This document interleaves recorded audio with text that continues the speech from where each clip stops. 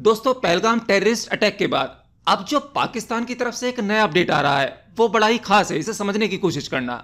वहां का जो आर्मी चीफ है आसिफ मुनीर, वो अपनी फैमिली के साथ देश छोड़कर भाग चुका है। ये दर्शाता है कि पाकिस्तान में कितना खौफ फैल चुका है। इतना ही नहीं, कई और पाकिस्तानी जनरल्स जो ऊंची पोस्ट पर बैठे हैं उन सब ने भी अपनी अपनी फैमिली को कहीं सुरक्षित जगह पर भेज दिया है या कहीं सुरक्षित देश में भेज दिया है। धीरे धीरे करके ये सभी आतंक के जो आका हैं वो सब डर के मारे इधर उधर छुप रहे हैं। बंकर में छुपने की तैयारी हो रही है। ये तो मैंने आपसे पहले भी कहा था कि टेररिस्ट के पीछे जो मास्टरमाइंड होते हैं वो इतने शातिर होते हैं। वो खुद और अपनी फैमिली को सेफ रखते हैं। वो अपने देश का माहौल उन्हें नहीं देते क्योंकि उन्हें खुद पता है कि उनके देश का माहौल क्या है। और ये बात तो एक आम इंसान भी जानता है। अगर आप और हम हैं, हम जिस इलाके में या जिस सोसाइटी में रहते हैं, अगर हमें लगता है कि वो सोसाइटी हमारे बच्चों के लिए ठीक नहीं है, वहाँ का माहौल ठीक नहीं है, उनके लिए पढ़ाई का माहौल नहीं है, तो हम वो सोसाइटी छोड़कर कहीं दूसरी जगह जाने की सोचते हैं। और पाकिस्तान का माहौल तो पूरी दुनिया जानती है। तो इसलिए आतंक के पीछे उनके जो आका होते हैं, उनके जो लीडर्स होते हैं, जो उन्हें ऑपरेट करते हैं, वो अपने आप को और अपनी फैमिली को पहले सेफ रखते हैं। हालांकि वो खुद एक अच्छा देश नहीं चुनते, वो खुद क्राइम फ्री कंट्री में नहीं रहते, खतरा होने पर भाग जाते हैं क्योंकि उन्हें ये क्राइम, ये आतंक फैलाने का फंड मिलता है, मोटा पैसा मिलता है। ये घिनौना काम उनसे करवाया जाता है और जिसके वो पैसे लेते हैं। पाकिस्तान में इस पैनिक के बाद आपने एक खबर और देखी होगी। वहां के जो मिनिस्टर हैं अब वो न्यूक्लियर बॉम्ब की धमकी दे रहे हैं। वो कह रहे हैं कि हमारे 130 न्यूक्लियर बॉम्ब जो हैं वो भारत की तरफ हेड करके रखे हुए हैं। उन्होंने कह दिया ना कि अगर हमारा पानी बंद करेंगे तो फिर जंग के लिए तैयार हो जाए। ये जो गोरी, शाहीन, गजनवी, ये चौकों में सजाने के लिए नहीं हमने रखे हुए, ये हमने हिंदुस्तान के लिए रखे हैं बाबा। ये जो 130 एटॉमिक हमारे पास वेपन है वो हमने सिर्फ मॉडल बनाने के लिए नहीं रखे हुए। और आपको पता ही नहीं कि हमने पाकिस्तान के किस किस हिस्से में रखे हुए हैं। अब इन बेवकूफों से ये पूछा जाए, जिस जिहाद की लड़ाई ये लड़ रहे हैं, जिस इस्लाम की लड़ाई ये लड़ रहे हैं, ये जो न्यूक्लियर बॉम्ब 130 न्यूक्लियर बॉम्ब, चलो 2-4 भी अगर भारत में आके गिरते हैं तो मरेगा कौन?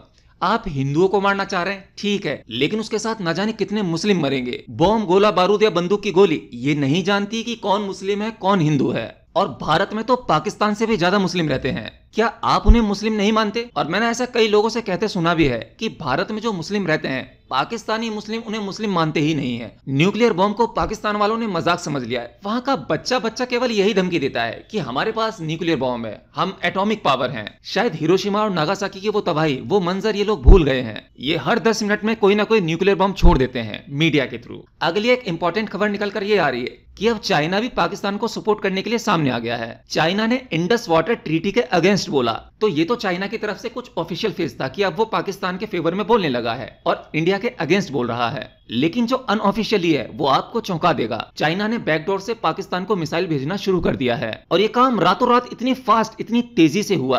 पाकिस्तान ने भी तुरंत फुर्ती दिखाई और जो मिसाइल चाइना से आई थी उन सभी मिसाइल्स को फटाफट डिप्लॉय कर दिया। और चाइना ने जो ये मिसाइल भेजी है यह है PL-15, जिसकी मारक क्षमता चाइना कहता है 200 से 300 किलोमीटर है। तो अब भारत के पास चाइना की इस मिसाइल का क्या तोड़ है? तो भारत के पास में S-400 मिसाइल डिफेंस सिस्टम, जिसकी रेंज 400 किलोमीटर की है। तो कुल मिलाकर अभी जो माहौल पाकिस्तान के अंदर है उनको काफी डरा रहा है, वो काफी डरे हुए हैं। जबकि भारत ने अभी तक कोई भी रिटेलिएट नहीं किया, कोई भी जवाबी कार्रवाई नहीं की, सिवाय इंडस वाटर ट्रीटी के सस्पेंशन के अलावा। क्योंकि भारत ये जानता है कि अगर युद्ध में किसी को हराना है तो सबसे पहले उसको मानसिक तरीके से हराना होगा। तो भारत अभी एक साइकोलॉजिकल प्रेशर बना रहा है पाकिस्तान के ऊपर। पहले वो दिमागी रूप से मार रहा है, उसे उकसा रहा है और पाकिस्तान खुद ब खुद भारत के जाल में फंसता जा रहा है। इसीलिए इस तरह की बयानबाजी वहां से सुनने को मिल रही है। उनके बयानों से लग रहा है वो कितने डरे हुए हैं। बार बार न्यूक्लियर बॉम्ब की धमकी देना और इसी बौखलाहट में वो अटैक की शुरुआत कर देंगे। जैसे ही वहां से पहला अटैक होता है दुनिया भर को दिख जाएगा। अभी पहले से ही दुनिया के लगभग सभी देश भारत के साथ में है और जैसे ही पाकिस्तान दूसरी गलती करता है भारत पर अटैक करके, फिर भारत पूरी शक्ति के साथ पाकिस्तान पर टूट पड़ेगा, जिसका नुकसान पाकिस्तान को बहुत जबरदस्त होगा। ऐसा नहीं है कि भारत को नहीं होगा, भारत को भी थोड़ा बहुत नुकसान होगा। लेकिन इस आतंकवाद को जड़ से खत्म करने के लिए अब भारत तैयार है, छोटे मोटे नुकसान को झेलने के लिए तैयार है। पर ये किसी भी तरह से आतंकवाद खत्म होना चाहिए। तो ये तो दो पड़ोसी देशों के बीच की टेंशन है। जो आतंकवाद को ट्रेन करता है, उनको जन्म देता है। लेकिन भारत के अंदर जो आतंकवाद फैल रहा है, जितने आतंकवादी भारत के अंदर हैं, उतने तो शायद इस समय पाकिस्तान में भी नहीं होंगे। और अगर आप इस पर वीडियो चाहते हैं कि भारत के अंदर क्या चल रहा है, किस सिस्टमेटिक तरीके से भारत के अंदर चीजों को खराब किया गया है अंदर ही अंदर, जो हमें पता भी नहीं लगा, इस बारे में डिटेल वीडियो चाहिए तो हमें कमेंट बॉक्स में लिखकर जरूर बताना। तो बस आज के लिए इतना ही, मिलते हैं नेक्स्ट वीडियो में, तब तक के लिए